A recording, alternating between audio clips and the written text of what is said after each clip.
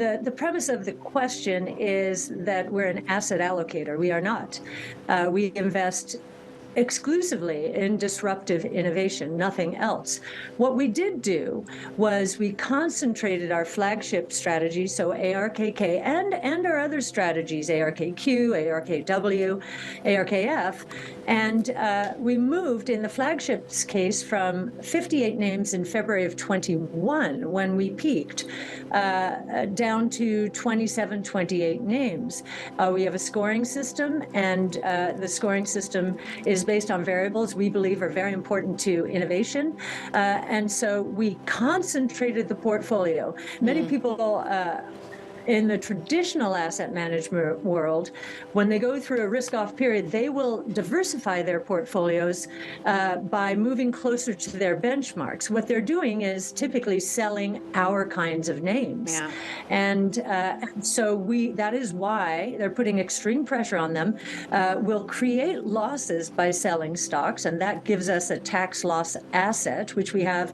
It's over $2 billion right now, against which we can take future gains, and then concentrate towards our highest conviction names. We have a paper on our site which shows the benefits of this concentration strategy during risk off and diversification strategy during risk on.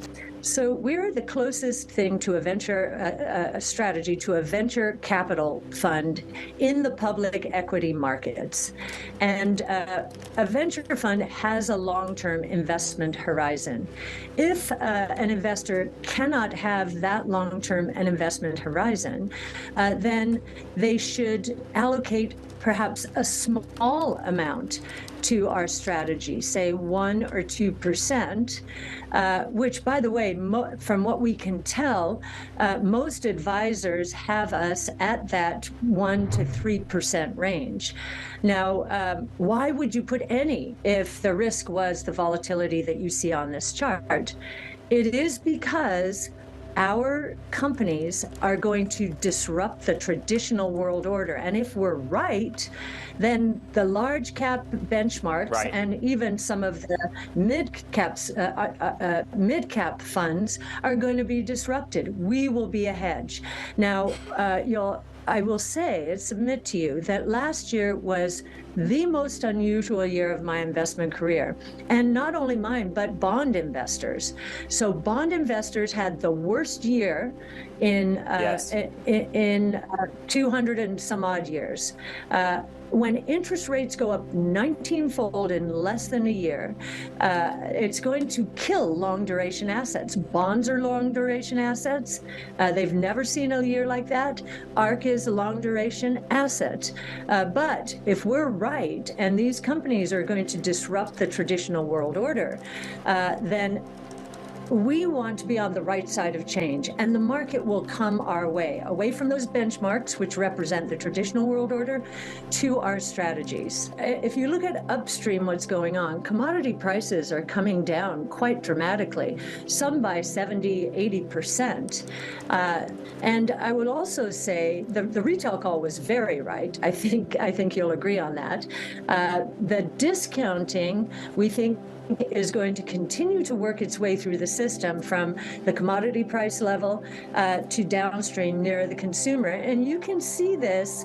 Tesla is cutting prices. Many people say, oh, it's because of competition. No, it's because their commodity prices are coming down. And Elon's even talking about deflation.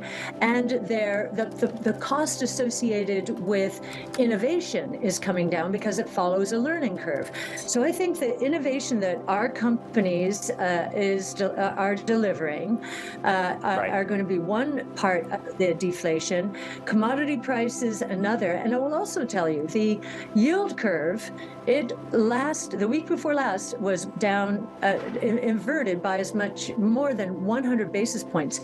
That also is a deflationary signal, as is what's now going on in the banking system. Yes. I think the banking system is fearing deflation. Sure. Well, we're fledgling still. It takes a long time. We have, as you say, with Titan, a social distribution strategy. We have other wrappers as well. I much prefer to start a strategy during tough times. And actually, now we can be a solution. If we get inflows, people looking for venture, they can get into our venture fund for only $500. So again, the democratization